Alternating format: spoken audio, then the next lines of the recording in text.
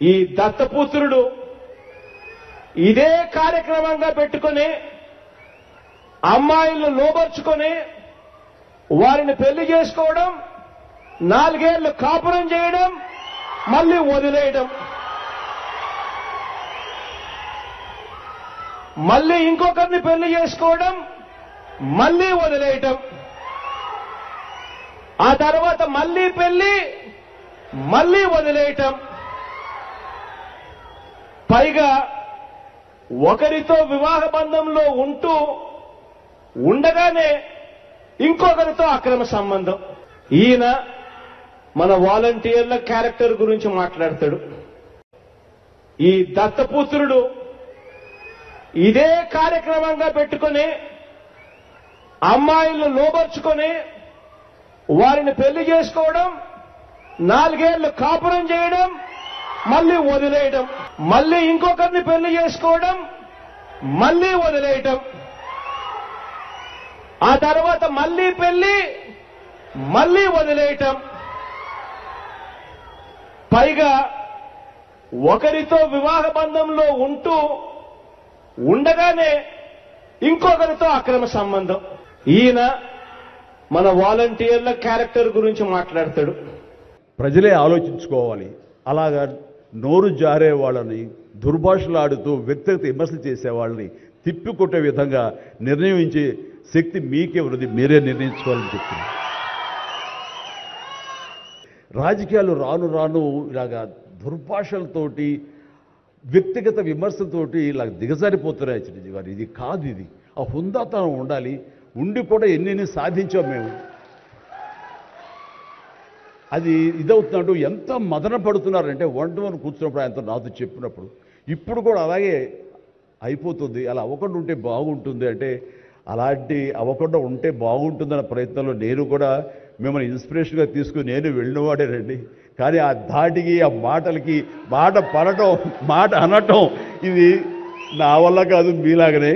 కాబట్టి నేటి రాజకీయాల్లో మనం అన్ఫిట్ అంటారా, లేకపోతే మనలాంటి వాళ్ళు ఇలాగా ప్రతిసారి ప్రతి చోటని చెబుతూ ఉంటే ప్రజలు వాళ్ళు మోటివేట్ అయ్యి అలా దుర్భాషలాడి రాజకీయంగా వ్యక్తిగతంగా విమర్శ చేసే వాళ్ళని కానీ తిప్పి కొట్టగలిగితే ఖచ్చితంగా మీరనుకున్నది, నేను అనుకున్నది జరిగి తీరుతుందండి. ఒక వాజ్పేయి గారు ఆ రోజుల్లో స్టేట్స్ మ్యాన్ అంటారు.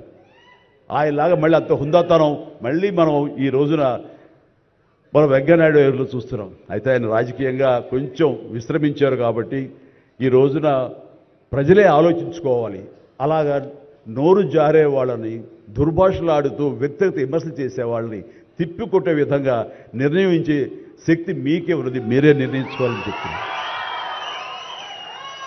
ఈ రోజున రకరకాల రంగాలకు సంబంధించినటువంటి గొప్ప గొప్ప వ్యక్తులు వాళ్ళు గుర్తింపు వస్తుందా రాదా అని కాదు, అది వాళ్ళ ఇంట్రెస్ట్ కొద్ది. ఈ రోజున ఇక్కడ ఒక్కొక్కరు శిల్పకళాకారులు ఉన్నారు, అలాగే కొన్ని art forms of village, rural సంబంధించిన వాళ్ళు ఉన్నారు, సమయ గారు ఇట్లాగా, అలాగే రకరకాల కవులు ఉన్నారు. వీళ్ళందరూ కూడాను ఆ పని చేసుకుంటూ వెళ్ళిపోయి అదే మా జీవితం, అదే మా ధ్యేయం అంటూ అలా ముందుకు వెళ్ళిపోయే దీంట్లో ఈ రోజున ప్రభుత్వాలు గుర్తించి వాళ్ళకి పద్మశ్రీ అవార్డులు ఇవ్వటం అన్నది, పద్మ అవార్డుతో గౌరవించుకోవడం అన్నది ఈ సందర్భంగా నేను వాళ్ళ గుర్తించినటువంటి భారత కేంద్ర ప్రభుత్వానికి నేను మనస్ఫూర్తిగా నా అభినందనలు తెలియజేస్తాను, నా సంతోషాన్ని వ్యక్తపరుస్తాను. దీనికి మరీ ముఖ్యంగా మన ప్రియతమ నరేంద్ర మోడీ గారు ప్రధానమంత్రి, ఆయన దీన్ని గుర్తించి అలాగా ఇవ్వడం జరిగింది. ఇక్కడ ఒక విషయం చెప్పొచ్చో చెప్పకూడదో తెలియదు కానీ ఒక విషయం చెప్తాను. మధ్యాహ్నం నాకు అవార్డు మీకు ఇవ్వాలనుకుంటున్నాము, మీకు మీ కన్ఫర్మేషన్ కానీ మీ యొక్క ఆమోదం మాకు తెలియాలంటూ హోమ్ డిపార్ట్మెంట్ నుంచి ఫోన్ ఇచ్చినప్పుడు ఒక షాకు లోన్ అయ్యాను. అప్పటికి ముందు నుంచి స్పెక్యులేషన్స్ ఉన్నాయి కానీ నాకు ఇవన్నీ కూడా వస్తాయి లేవు అనే దాని మీద ఎప్పుడో మీమాంస ఉండేది నాకు. వాళ్ళు చెప్పగానే సంతోషించాను. సో ఈవినింగ్ ఎన్నింటికి వస్తుందని వాళ్ళు 6-7 o'clock వస్తుంటే అప్పటి నుంచి అలా టీవీలు ముందు కూర్చున్నాను. సో కొంతసేపు చూసేసరికి రాలేదు అవి వచ్చినాయి అని గబగబా నేను సర్దుకొని కూర్చుంటే ముందు పద్మశ్రీ అవార్డులు ఒక 34-36 వచ్చినాయి. ఆ తర్వాత నెక్స్ట్ మందే కదా అనుకుంటూ అందరూ సర్దుగా రెండు పిల్లలు గొడవ చేయకుండా కూర్చోండి రే ఇష్యూగా నా పేరు వస్తుంది అంటూ కూర్చాను. అరగంట అయింది రాలేదు, గంట అయింది రాలేదు, గంటన్నర అయింది, ఆహా ఓరి బాబోయ్ ఏంటిది, ఏదైనా మళ్ళీ తిరిగి మళ్ళీ ఏమైనా మారుస్తారా, మనకి వచ్చే అవకాశం లేదని చిన్న మీమాంసలో ఉన్నారు. ఆ తర్వాత వచ్చిందనుకోండి, ఆ తర్వాత ఇదే డౌట్ నేను మన వెంకయ్యనాయుడు గారి ఇంటికి నేను వెళ్ళి నేను ఆయన గౌరవంగా నేను ఆయన సన్మానించుకున్నప్పుడు ఆయన ముందు చెబితే, ఇదంతా కూడా నరేంద్ర మోడీ గారు ఒక ఆలోచన అండి. పద్మశ్రీ అవార్డులు చాలా బడుగు బలహీన వర్గాలకు సంబంధించినటువంటి చిన్న స్థాయి కళాకారులకు వచ్చింది. ఒకేసారి వెంకయ్యనాయుడు గారి పేరు, చిరంజీవి పేరు, పద్మ సుబ్రహ్మణ్యం పేరు, వైజయంతిమాల బాలి పేరు వస్తే కనుక అది సుస్పష్ట, అది ప్రముఖంగా వేసేస్తారు. అలా వేసినప్పుడు వీళ్ళ గురించి ఎవరు చెప్పుకుంటారు? కాబట్టి వీళ్ళ గురించి చెప్పుకోవాలి అంటే గంటన్నర టైం మధ్యలో గ్యాప్ ఇవ్వండి. గంటన్నర వరకు వాళ్ళ గురించి చర్చ జరుగుతుంది. వాళ్ళు ఎవరు అంటారు, ఇక్కడ సమ్మయ్య ఎవరు, ఆచార్య గారు ఎవరు, ఇలా పేర్లని చెప్పుకుంటూ వాళ్ళ గురించి ఆలోచిస్తారు, చర్చించుకుంటారు. వాళ్ళకి గుర్తింపు వస్తుంది. అది రిజిస్టర్ అయిన తర్వాత దెన్ చిరంజీవి వెంకయ్యనాయుడు గారు ఏ డబ్బు ఇష్టం అన్నారు.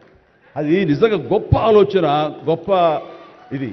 వారి గురించి తెలుసుకున్న తర్వాత నాకు నరేంద్ర మోడీ గారి మీద గౌరవం మరింత పెరిగింది ఆయన ఆలోచించి.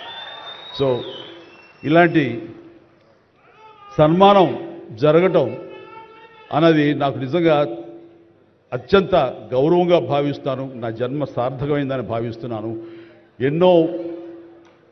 ఎన్నో కార్యక్రమాలు చేశాను. ఇది సినిమాల్లో రాణించినా కూడా సినిమాల్లో ఎంతో ప్రప్రథమ స్థానంలో ఎన్నో సంవత్సరాలు దశాబ్దాలుగా ఉండటమే కాకుండా ఆర్టిస్ట్కి సామాజిక బాధ్యత, సామాజికటువంటి సేవ చెయ్యాలి. అది నేను అనుకోను కాదు, ఏమీ కాదు, నాకు అనిపించి నా అభిమానులు అందరూ కలిపి వాళ్ళు ఎంతసేపటికి సినిమా థియేటర్లకో వాల్ పోస్టర్లకో పాలాభిషేకాలకో వీటి కొట్టుకోవడాలు వీటికి ఉండేటటువంటి కల్చర్ని మనం మార్చాలి అనే ఉద్దేశంతో వీళ్ళందరూ శక్తివంతులు. ఇలాంటి శక్తిని అన్గైడెడ్ మిస్సైల్లా ఉండకుండా దీని అన్నింటి ఛానలైజ్ చేస్తే కనుక వీళ్ళ చేత సత్కార్యాలు మనం చేయించుకోవచ్చు అనే భావం నాకు లేట్ 90s వచ్చింది. అందులో భాగంగా ఆ రోజున బ్లడ్ దొరకక ఎంతోమంది మరణిస్తున్నారని తెలిసిన తర్వాత ఇంతమంది ప్రజానీకం ఉండి కేవలం బ్లడ్ అనేది హాస్పిటల్లోనో లేకపోతే ఫార్మస్యూటికల్స్లోనో దేడు దొరకదు మనకి. అది మనిషి ఇంకో మనిషికి ఇస్తేనే దొరుకుతుంది. అలాంటిది మనుషుల్లో ఇన్స్పైర్ చేయక వాళ్ళు స్పందింపచేసే విధంగా ఎవరు ముందుకు రాక జరుగుతుంది. కాబట్టి నేను ఎందుకు చేయకూడదు? నా అభిమానులు అనేవాళ్ళు ఎస్ ప్రాణం ఇస్తామంటారు. ప్రాణం వద్దు, రక్తం ఇవ్వండి, రక్తం ఇవ్వండి అంటూ నేను 25 సంవత్సరాల క్రితం ఇక్కడ బ్లడ్ బ్యాంక్ పెట్టిన తర్వాత ఈ ఉత్సాహం ఏమైనా పొంగులాగా ఉండి తర్వాత చల్లబడిపోతుందా అని అనుకున్నాను. కానీ లేదు, ఒక జీవనదిలాగా సాగుతూనే ఉంది.